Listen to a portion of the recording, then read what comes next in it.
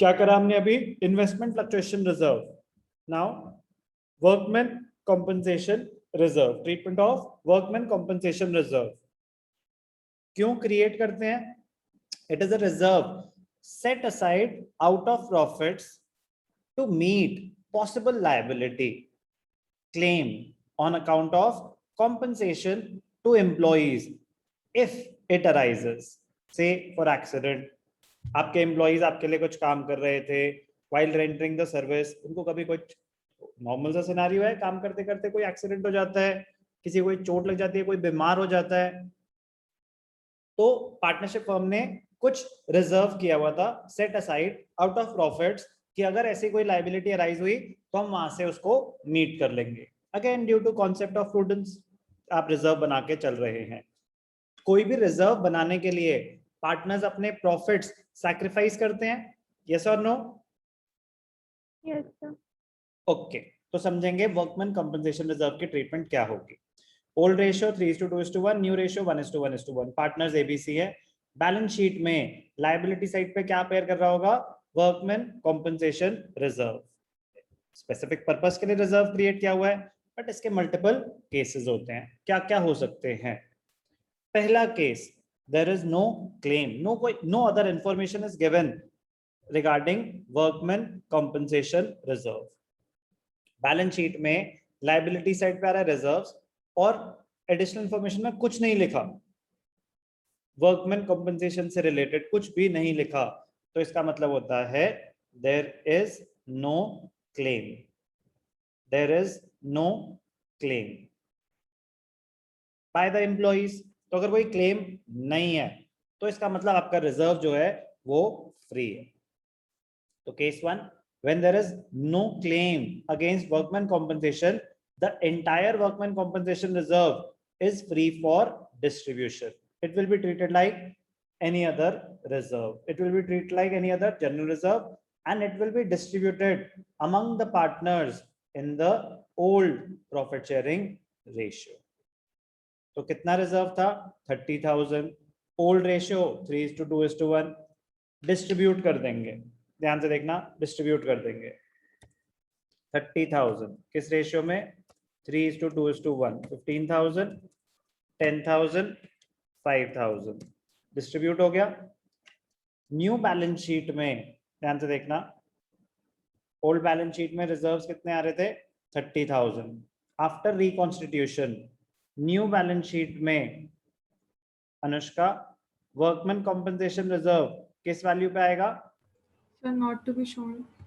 Good, not to be shown. Reason कह रहे वो तो डिस्ट्रीब्यूट हो चुका है, वो तो डिस्ट्रीब्यूट हो चुका है, बस एग्जिस्ट ही नहीं करता, तो not to be shown. Case 1 clear? चल सकता हूं आगे? Yes sir.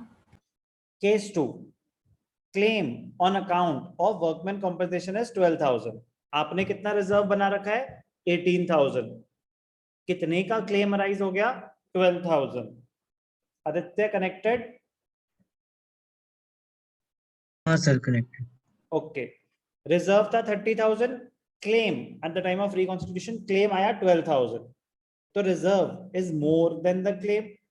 तो रिजर्व में से 12,000 आप सेट असाइड कर देंगे क्लेम को मीट करने के लिए. तो अगर 30,000 में से 12,000 हमने सेट असाइड कर दिए, बाकी बच गए 18,000, वो फ्री फॉर डिस्ट्रीब्यूशन है. ध्यान से देखना case 2, when there is a claim on account of workman compensation, the reserve created for that purpose will be used to settle the claim. आपने रिजर्व बना रखा था, उसको यूज करेंगे क्लेम की जो लायबिलिटी अराइज हुई है मीट करने के लिए. बैलेंस रिजर्व इफ एनी, तो बैलेंस रिजर्व इस केस में क्या रहा? आपका टोटल रिजर्व था 30,000, कितने का क्लेम आया?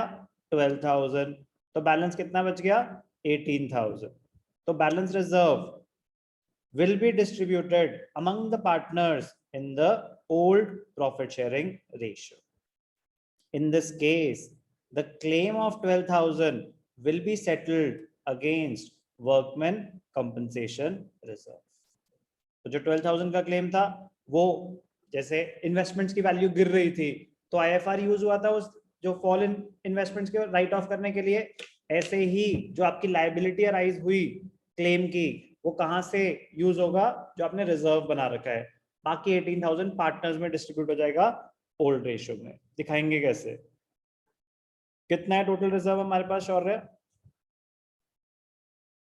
18,000। हर्षिता, टोटल रिजर्व 30,000 है हमारे पास। Yes sir. 30,000 में से ध्यान से देखना, कनेक्टेड शौर्य, यस सर। टोटल रिजर्व था 30,000, जिसमें से क्लेम कितना राइज हुआ? 12,000। Yes sir. तो 30,000 में से 12 तो चला गया क्लेम में, बाकी बचे 18,000 distributed in the partners in the ratio 3:2:1।